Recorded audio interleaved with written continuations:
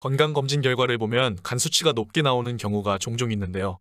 간은 70% 이상 손상되어도 뚜렷한 증상이 없어 침묵의 장기로 불립니다. 간 수치 상승은 간이 제대로 작동하지 않는다는 신호일 수 있는데요. 간이 손상되거나 염증이 생기면 간세포는 효소를 혈류로 방출하는데 이 때문에 혈액검사에서 이를 감지할 수 있는 겁니다. 시작하기 앞서 구독과 좋아요 한 번만 눌러주세요. 간 수치가 상승하면 의사는 간 수치가 올라가는 근본적인 원인을 조사하는데요.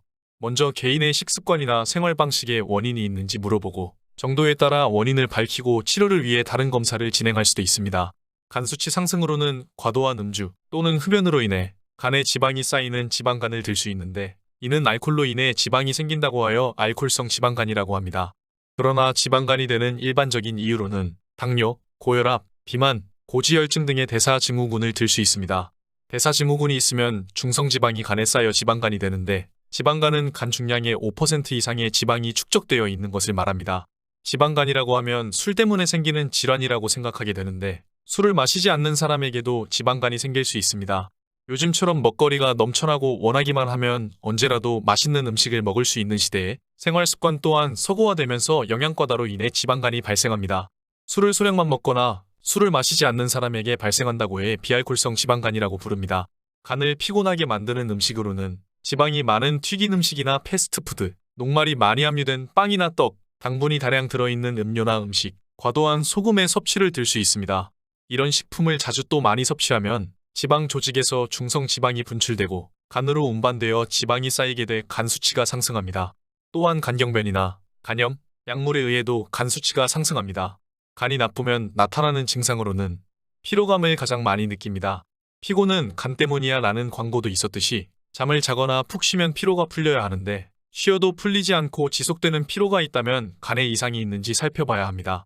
그 다음 증상으로는 만성염증으로 코안이나 입안에 염증이 잘 생기고 눈이 쉽게 피로해지며 시력이 떨어집니다.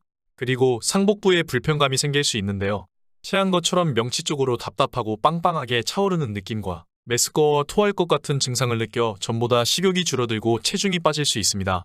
또한 심하면 상복부 통증을 느끼기도 하고 복부와 다리 부종이 생기며 노란 피부와 눈 흰자위가 노랗게 변하는 황달을 겪기도 합니다. 간이 나빠지기 전에 특정한 음식을 섭취하면 간 건강에 도움을 줄 수 있는데요. 간에 좋은 음식으로는 1. 커피. 매일 커피를 마시면 염증을 줄이고 지방 축적을 막아 지방간을 예방하고 간을 보호하며 암을 유발하는 물질을 제거하는 데 효과적이라고 합니다. 또한 하루 3번 규칙적으로 커피를 드시면 콜레스테롤을 감소시킵니다. 이때는 설탕이나 크림이 함유되지 않는 블랙커피로 드시는 것이 좋습니다. 2. 귀리. 귀리에는 섬유질뿐만 아니라 베타글루칸이라는 항산화 물질이 들어있는데요. 베타글루칸은 면역체계를 조절하고 염증과 싸우는데 특히 당뇨병과 비만에 도움을 줍니다. 한 연구에서 귀리의 베타글루칸이 쥐에간에 저장된 지방의 양을 줄이는데 도움이 되는 것으로 나타났으며 간을 보호하는 역할을 했다고 합니다. 3. 녹차. 녹차를 마시면 특유의 쌉쌀한 맛을 느끼게 되는데요. 이는 카테킨이라 불리는 타닌 성분 때문입니다. 카테킨은 혈압을 낮춰주고 심장으로 가는 혈류를 늘려 지방간이나 동맥경화에 도움을 줍니다. 뿐만 아니라 꾸준히 섭취하면 혈전이 생기는 것을 방지하고 혈당을 낮춰주며 콜레스테롤을 감소시키는 효과가 있습니다. 그러나 고용량 녹차 추출물은 간을 치료하기보다 간에 손상을 줄 수 있으니 추출물로 드시는 것보다 녹차로 드시는 것이 간 건강에 더 이롭습니다. 4. 마늘. 마늘은 수천 년 동안 많은 국가에서 식품뿐만 아니라 약용식물로도 사용되었는데요. 마늘은 심혈관 질환을 예방하고 비만에 효과가 있어 비알코올성 지방간 질환이 있는 사람들의 체중과 체지방을 줄이는 데 효과가 있습니다. 또한 혈압과 혈당을 낮춰주고 콜레스테롤을 감소시켜 혈관을 깨끗하게 만듭니다. 5. 베리류. 블루베리, 라즈베리, 크랜베리 등의 베리류에는 폴리페놀이라는 항산화제가 함유돼 있어 활성산소를 중화시키고 좋은 콜레스테롤을 증가시켜줍니다. 또한 각종 염증과 심혈관 질환을 예방하고 간의 손상을 방지하는데 특히 블루베리는 간이 섬유화되는 것을 완화시킵니다. 6. 자몽. 자몽에는 나란진과 나린제닌이라는 두 가지 주요 항산화제가 포함되어 있는데 이들은 염증을 감소시키고 간세포를 보호하여 간 손상을 막아줍니다. 자몽의 나란지는 산화스트레스를 감소시키고 알코올로 인한 지방간을 예방합니다. 산화스트레스는 만성염증, 당뇨병, 심혈관 및 관절염을 일으키고 신경퇴행성 질환인 알츠하이머 치매나 파킨슨병을 유발합니다. 그러나 자몽은 복용 중인 약물과 작용할 수 있으니 식단에 추가하기 전에 의사와 상담을 하시는 것이 좋습니다. 7. 오메가3. 등푸른 생선과 견과류에는 불포화 지방산 오메가3가 풍부한데요. 오메가3는 과도하게 지방이 쌓이는 것을 막아주고 지질 대사를 개선하며 염증을 완화해줍니다.